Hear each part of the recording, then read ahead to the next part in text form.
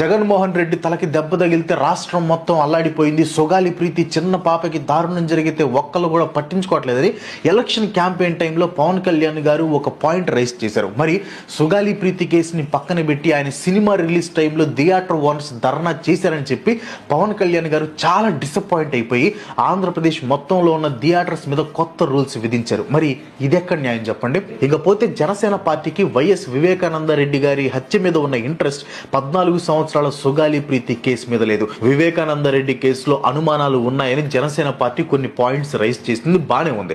ఆ case solve అవ్వలేదు, న్యాయంగా పాయింట్స్ రైజ్ చేశారు. మరి 14 సంవత్సరాల పాప ఎందుకు ఉరివేసుకుంది? అది కూడా 20 అడుగుల ఎత్తులో ఉన్న ఫ్యాన్ కి. సరే ఉరివేసుకుంది, మరి ఫ్యాన్ కి ఒక రెక్క మాత్రమే ఎందుకు వంగింది? ప్రీతి ఉరేసుకుంది చీరతో అయితే గొంతు మీద ఏదో తాడు బిగించినట్లు మార్క్స్ ఎందుకున్నాయి? అసలు పోలీసులు క్రైమ్ సీన్ లో ఎవిడెన్స్ ఎందుకు తీసుకోలేదు? ప్రీతి హెయిర్ కానీ నెయిల్స్ కానీ సీన్ లో ఫుట్ ప్రింట్స్ కానీ ఏది కలెక్ట్ చేయలేదు. ఎందుకు? వీటిల్లో ఒక్క పాయింట్ పట్టుకున్న నిందితులు బయటపడతారు, కానీ 7 సంవత్సరాలు అవుతున్నా ఏమీ జరగలేదు. వీటిని కూడా జనసేన రైస్ చేయొచ్చు కదా, కానీ చేయలేదు.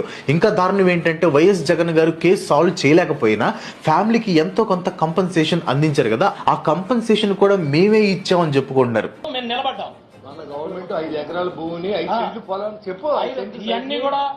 అసలు ఎంత సిల్లీగా ఉంది, అలా చెప్పుకోవచ్చా? ఇంకా పవన్ కళ్యాణ్ గారు అయితే మేము ఒత్తిడి పెట్టడం వల్ల ఈ కంపెన్సేషన్ వచ్చిందని చెప్తున్నారు. సుగాలి ప్రీతి చనిపోయింది 2017లో, అప్పుడు ఉంది టీడీపీ గవర్నమెంట్. మరి అప్పుడు గవర్నమెంట్ మీద ఎందుకు ఒత్తిడి పెట్టలేదు?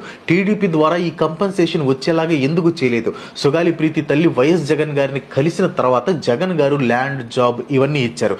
దాన్ని పవన్ కళ్యాణ్ గారు తన ఖాతాలో వేసుకున్నారు, కానీ కేసుని ముందుకు తీసుకెళ్లే ప్రయత్నం చేయట్లేదు.